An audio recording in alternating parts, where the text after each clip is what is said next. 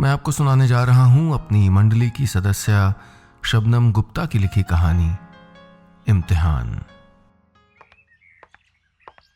Nakul shirt के button बंद करते हुए कमरे में आया तो फिरदौस शीशे के सामने बैठी थी, चुपचाप ख्यालों में गुम। नकुल बोला, तुम तैयार नहीं हुई अब तक? जल्दी करो, हम लेट हो जाएंगे। फिरदौस आंखें झुकाकर अपनी चूड़ियां उतारते हुए बोली, मुझे नहीं जाना नकुल, तुम जाओ, मेरे लिए कोई बहाना बना देना। नकुल परेशानी के लहजे में बोला, ऐसा कैसे हो सकता है? मेरे मामा की बेटी की शादी है, वो मेरी बहन है, तुम उसकी भाभी हो, उसकी शादी पे जाना ज़रूरी है यार, प्लीज़। वहाँ फिर वही बातें होंगी नकुल, मुझ में इमोशनल एनर्जी नहीं है उनकी बातों पे झूठी स्माइल करने की। मौसी कहेंगी, इतने सालों से आराम कर रहे हो, अब इस साल तो हमको खुशखबरी चाहिए। माँ कहेंगी, आजकल के बच्चे सुनते ही कहाँ हैं। तुम्हारी कज़न कंगना कहेगी, कितनी लकी हो आप, मेरी तो प्रॉब्लम ही उल्टी है भाभी, पता ही नहीं चलता और प्रेग्नेंट हो जाती हूँ। मैं और परेशान हो जाती हूँ ये बातें सुनकर नकुल, प्लीज़ मुझे चलने के लिए फोर्स मत करो। नकुल जानता था कि फिरदौस गलत नहीं कह रही थी। 5 साल हो गए थे उनकी शादी को। कितनी मुश्किलें आई थीं, दोनों परिवार उनकी शादी के सख्त खिलाफ थे। नकुल और फिरदौस ने बहुत सब्र और प्यार से अपने अपने माता पिता को मनाया था और उनके आशीर्वाद से दोनों धर्मों की रस्मों से शादी की थी। तब नकुल को ऐसा लगा था जैसे फिरदौस को पाने के लिए उसने अपने जीवन का सबसे मुश्किल इम्तिहान पास कर दिया है। एक आग का दरिया है और डूब के जाना है, लगता था जैसे पार कर लिया है दरिया। पर तब उसे यह नहीं पता था कि उससे भी बड़ा इम्तिहान अगले मोड़ पर ही उसका इंतजार कर रहा है। शादी के 5 साल और मेडिकल इलाज के 3 साल बाद भी जब फिरदौस मां नहीं बन पाई तो वो उदास रहने लगी थी। बात करने का, किसी से मिलने का उसका मन नहीं करता था। उसे हंसते हुए देखे तो जमाने हो गए थे। उसकी आंखों के सामने धीरे धीरे फिरदौस बिखर रही थी। नकुल पूरी कोशिश करता कि उसे ज्यादा से ज्यादा प्यार दे, पर फिरदौस उससे दूर, बहुत दूर, अपनी ही दुनिया में अपने को कैद करती जा रही थी। शादी पर अकेले जाते हुए नकुल सोच रहा था कि अपने परिवार के सामने फिरदौस के ना आने का इस बार क्या बहाना बनाएगा। एक बार फिर जिंदगी उनकी परीक्षा ले रही थी। क्या इस बार इस नई कसौटी पे खरा उतर पाएगा उनका प्यार? अगले दिन सुबह नकुल नाश्ते की टेबल पर फिरदौस का इंतजार कर रहा था। रोज फिरदौस उससे पहले उठकर बालकनी में चाय और पेपर के साथ उसका इंतजार कर रही होती थी। पर उस दिन जब वो उठा तो फिरदौस सो रही थी। सोते हुए उसके चेहरे पर चिंता की लकीरें भी नहीं थीं और वही शांत सा तेज था जो सुबह की पहली किरण में होता है। ऐसी ही तो थी फिरदौस, शांत, सौम्य। नकुल उसे सोते हुए बहुत देर तक देखता रहा, फिर धीरे से बिना आहट किए उठ के बाहर बालकनी में आ गया। रात को शादी में सब फिरदौस के लिए पूछ रहे थे और झूठा बहाना बनाते हुए नकुल भी परेशान हो गया था। थोड़ा गुस्सा भी आया था फिरदौस पर। उसे पता था कि नकुल को उसके बिना कहीं जाना अच्छा नहीं लगता था, फिर भी उसने जिद पकड़ ली थी। अपने परिवार के होते हुए भी नकुल अकेला महसूस कर रहा था। कुछ बातों का वो आदी हो चुका था। शादी के बाद से ही फिरदौस की आदत थी अपनी चाबी और मोबाइल नकुल की जेब में रखवाने की, और नकुल हर बार चिढ़ के कहता, यार तुम अपना पर्स क्यों नहीं लाती, उसमें अपना सामान रखा करो ना, मेरी जेब तुम्हारे सामान से भारी हो जाती है। फिरदौस हंस देती पर अगली बार फिर वही करती। कल रात जेब तो हल्की थी पर मन बहुत भारी था। उसे वही पुरानी फिरदौस की याद आ रही थी जो कुछ समय से कहीं खो गई थी। जब फिरदौस उठ के आई तो नकुल ने कहा, गुड मॉर्निंग, अब जल्दी करो नहीं तो ऑफिस के लिए हम दोनों लेट हो जाएंगे। जब से शादी हुई थी, सुबह ऑफिस जाते समय नकुल पहले फिरदौस को ऑफिस छोड़ता था। वो बोली, नहीं नकुल, काम करने का मन नहीं करता। क्यों, क्या हुआ? फिरदौस बोली, आर्किटेक्ट हूँ, सबके घर डिज़ाइन करती हूँ, पर अब नर्सरी डिज़ाइन करते समय दिल भारी हो जाता है।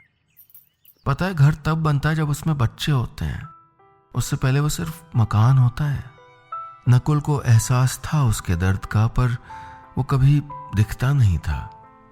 कभी हंसी में उड़ा देता था, कभी टॉपिक बदल देता था। अभी बोला, सारे दिन घर पे बोर हो जाओगी, हाफ डे कर लेते हैं, फिर ऑफिस से सीधा पिक्चर देखने चलते हैं, ठीक? फिरदौस ने जवाब दिया, आज नहीं नकुल, आज मुझे अपनी काम वाली बाई है ना, सत्या बाई, उसके साथ जाना है। वो बता रही थी कि एक पीर बाबा की मज़ार है, वहाँ धागा बांधने से बहुत लोगों की मुराद पूरी हुई है। नकुल उसकी तरफ हैरानी से देख रहा था। कार में जाते हुए सोच रहा था कि फिरदौस पीरों फकीरों को कब से मानने लगी। उस दिन ऑफिस में नकुल को बहुत बेचैनी हो रही थी, काम में मन नहीं लग रहा था।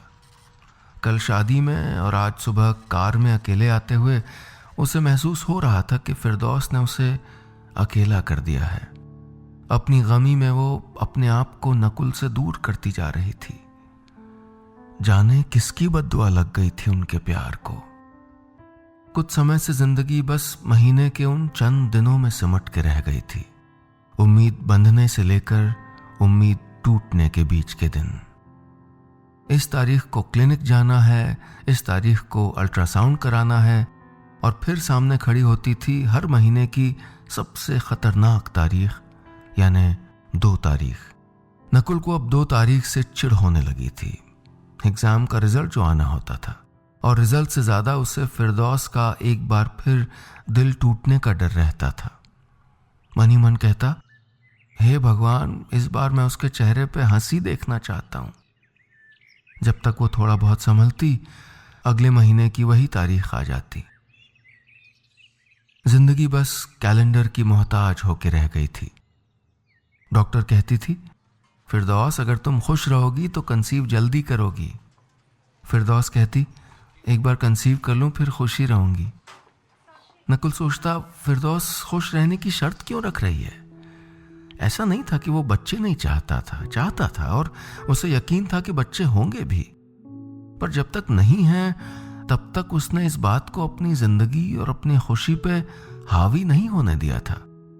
उसे विश्वास था कि ये जो कमी है एक बड़ा सा होल है, एक स्याह गड्ढा है जिसका कोई छोर नहीं है, और अगर वो दोनों सिर्फ इस होल को देखते रहेंगे तो ये बड़ा होता जाएगा और धीरे धीरे सब कुछ निगल जाएगा।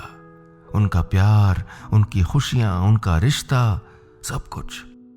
वो चाहता था कि फिरदौस भी इस बात को समझे, पर फिरदौस उसी अंधेरे गड्ढे में गिरती चली जा रही थी। और आज उसकी बात सुनकर नकुल बहुत परेशान हो गया था।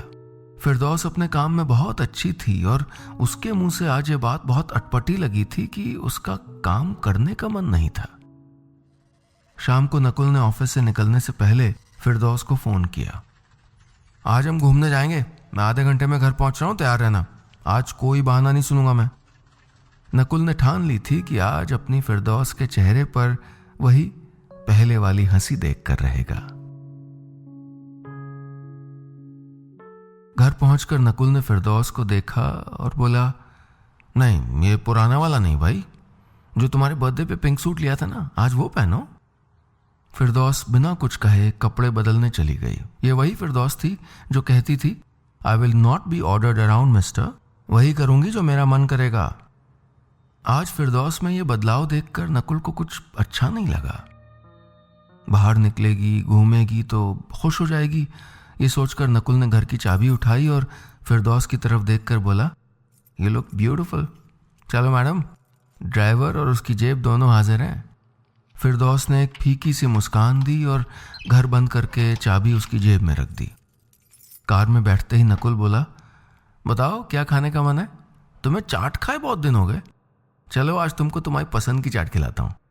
नहीं नकुल, चाट खाने का मन नहीं है। नकुल बोला, अच्छा फिर पहले ड्राइव पे चलते हैं, फिर तुम्हारे पसंद के रेस्टोरेंट में चाइनीज खाएंगे। फिरदौस कुछ नहीं बोली। नकुल बातें करता रहा, ऑफिस की, दोस्तों की, नई पिक्चर की। चाहता था कि किसी बात का तो फिरदौस जवाब दे, पर वो चुप थी। जब रेड लाइट पे कार रुकी तो उसने देखा फिरदौस बिना आवाज किए रो रही थी।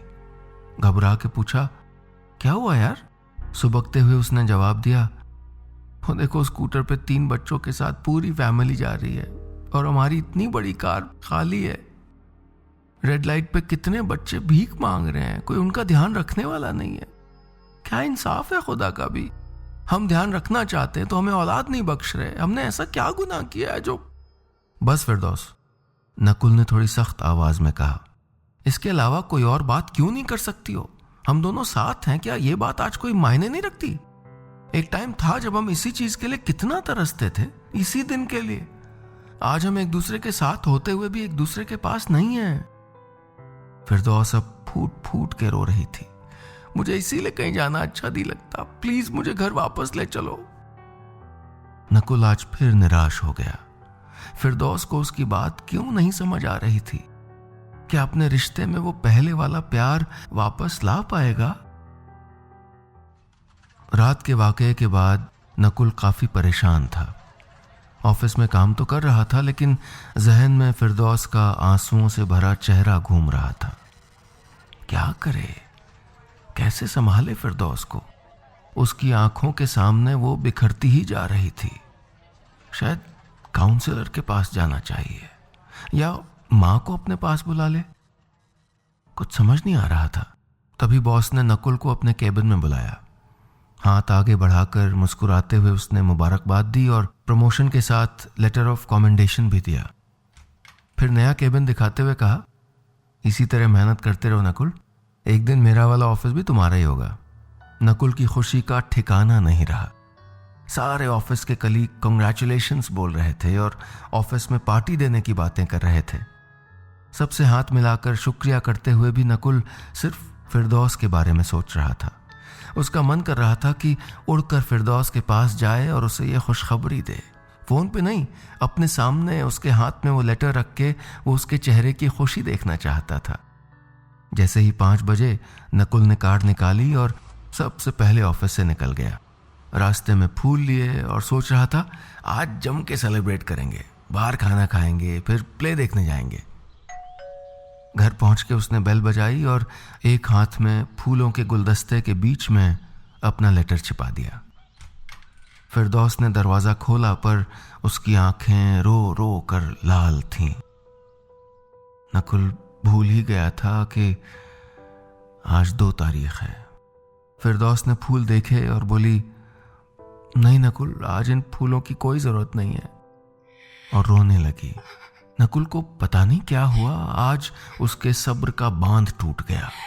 इतने दिनों की उदासी और नाकाम कोशिशों ने आज गुस्से का रूप ले लिया। क्या और कोई खुशी की खबर नहीं हो सकती है? क्या हमारी लाइफ में सिवाय इसके और कुछ नहीं हो सकता है?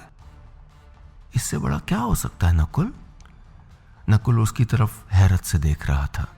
ये उसकी फिरदौस तो नहीं थी, ये तो कोई अजनबी था जिसे ना नकुल दिखाई देता था न उसका प्यार, जिसे सिवाय अपने दुख के और कुछ दिखाई देता ही नहीं था, जिसके होते हुए भी वो उतना ही अकेला था। और वो कौन से प्यार को बचाने की कोशिश कर रहा था? उसकी फिरदौस तो उसको अकेला करके कब की जा चुकी थी। उसने फूल और हाथ का सामान टेबल पर रखा और बिना कुछ कहे घर से निकल गया। घर से निकलते वक्त नकुल का दिमाग एकदम सुन्न था। उसने सोचा ही नहीं कि वो जाएगा कहां। न फोन था, न कार की चाबी। साथ था तो सिर्फ एक बहुत बड़ी शिकस्त का एहसास। आज उसका प्यार हार गया था। जिस प्यार के सहारे वो अपने परिवार के सामने सीना तान के खड़ा हो गया था, आज उसी प्यार ने उसे हरा दिया था। पता नहीं कब आंखों से आंसू बहने लगे थे। नकुल चलता चला जा रहा था बिना सोचे। उसके आंसू बहे जा रहे थे बिना रुके। प्यार के लिए दुनिया से लड़ना आसान है, पर अब किससे लड़ सकता था? भगवान से या हाथ की रेखाओं से? पता नहीं कितने घंटे वो ऐसे ही बदहवास चलता रहा। थक गया तो एक बेंच पे आके बैठ गया, पर आंसू थे कि थकने का नाम ही नहीं ले रहे थे। आसमान में सुबह की पहली किरण फूटी तो नकुल को होश आया। सारी रात बेंच पे बैठकर ही काट दी थी उसने। घर पहुंचा तो फिरदौस ने दरवाजा खोला। नकुल का आंसुओं से भरा चेहरा, बिखरे हुए बाल, क्रश्ड कपड़े देखकर फटी आंखों से देखती रह गई। फिर आगे बढ़कर उसे दोनों बाहों में जकड़ लिया। मैं बहुत डर गई थी, मुझे लगा मैंने तुम्हें खो दिया नकुल। नकुल ने कुछ नहीं कहा, वैसे ही खड़ा रहा। मुझे माफ कर दो प्लीज। मैं सारी रात से यही सोच रही हूं कि मैंने कितनी बड़ी गलती की है। जो है नहीं, आ नहीं रहा, उसके लिए जो मेरे पास है मैं उसे नहीं देख रही हूं। मैं उसे अपने से दूर कर रही हूं। तुम मेरे हर दर्द में शरीक रहे और मैं तुम्हारी इतनी बड़ी खुशी में शरीक नहीं हुई। थोड़ा रुक के बोली, मैं बहुत खुदगर्ज हो गई थी नकुल। सिर्फ एक ही बात सोचती रहती थी। पर कल रात तुम्हें खोने के डर से मुझे एक बात और समझ में आ गई। घर सिर्फ बच्चे से नहीं बनता है, प्यार से बनता है ना? नकुल चुप था। दोनों बिना कुछ कहे देर तक इसी तरह एक दूसरे के गले लग के खड़े रहे। थोड़ा रुक के फिरदौस बोली, कांग्रेचुलेशंस यार नकुल, तुम तो वीपी बन गए। I am so proud of you. पर तुम देखना मिस्टर, मैं भी इस साल प्रोजेक्ट हेड बन के दिखाऊंगी। अच्छा बताओ, शाम को सेलिब्रेट करने कहाँ चलना है? My treat. उसकी बात सुनकर नकुल की आंखें नम हो गईं, पर इस बार ये खुशी के आंसू थे। उसकी फिरदौस वापस आ गई थी। दोनों ने प्यार का एक और इम्तिहान पास कर लिया था।